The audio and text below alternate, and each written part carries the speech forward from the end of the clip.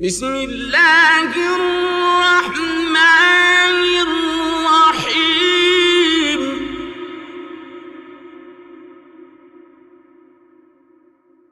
قل أعوذ برب الفلق من شر ما خلق ومن شر غاسق إذا وقب ومن شر النفاثات في العقد ومن شر حاسد إذا حسد.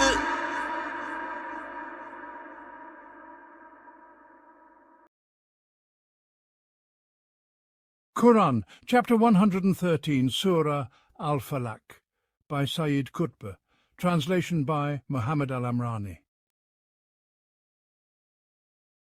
In the name of God, the most compassionate, the most merciful.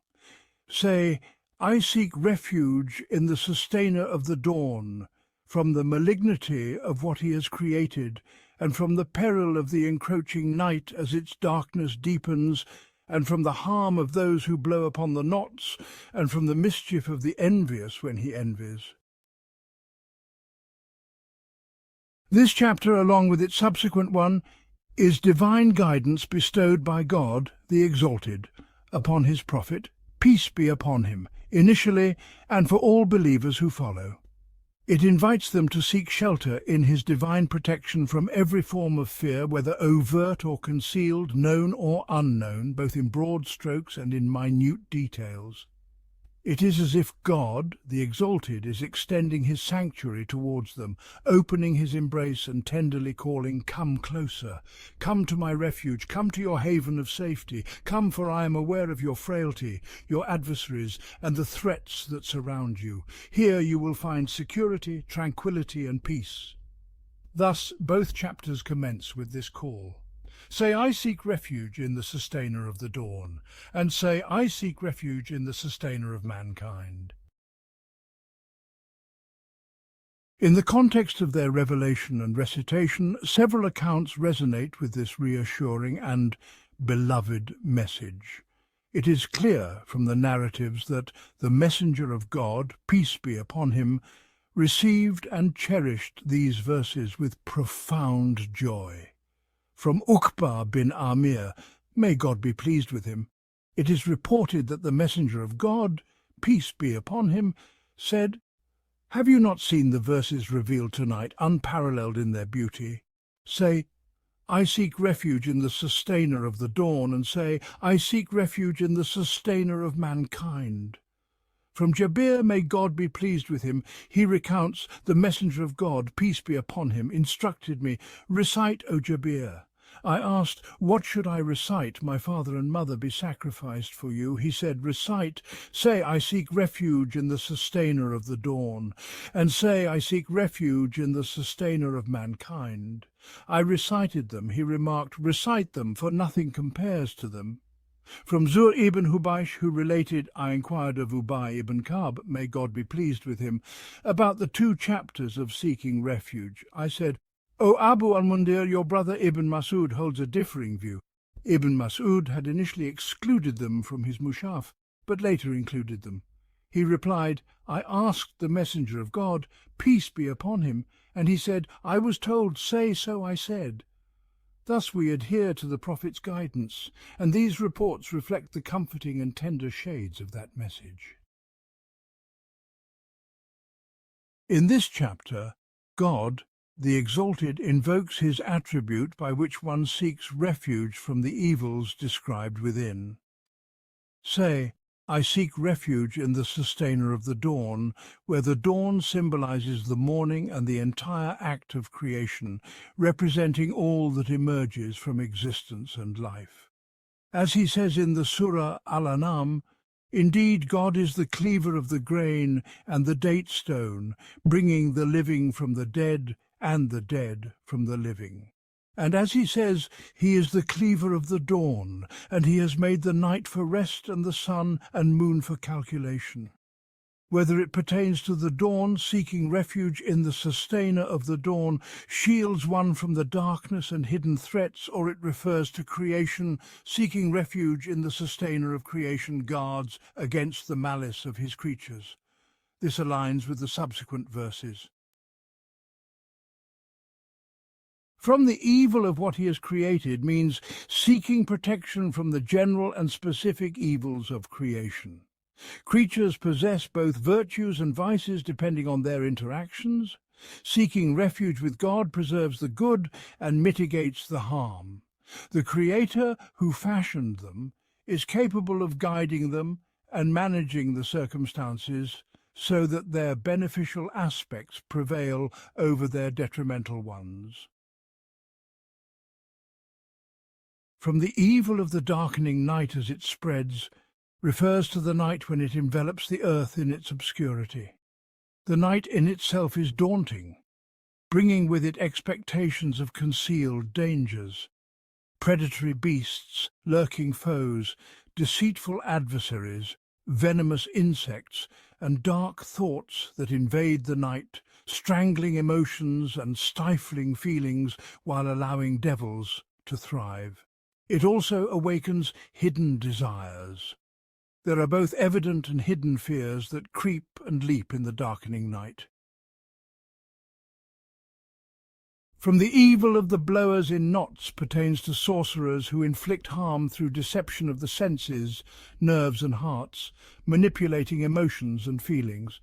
They tie knots in strings or cloth and blow upon them, a practice rooted in magic and suggestion. Magic does not alter the essence of things or create new realities, but deceives the senses and feelings according to the magician's intent. This is illustrated in the Qur'an's account of Moses. They said, "O Moses, either you throw or we shall be the first to throw." He replied, "No, you throw." Their ropes and staffs by their magic appeared to him as though they were moving. Moses felt a pang of fear. We said, "Fear not, you are the uppermost. Cast what is in your right hand. It will swallow up what they have fabricated. What they have fabricated is but a magician's trick, and the magician shall not succeed wherever he may go."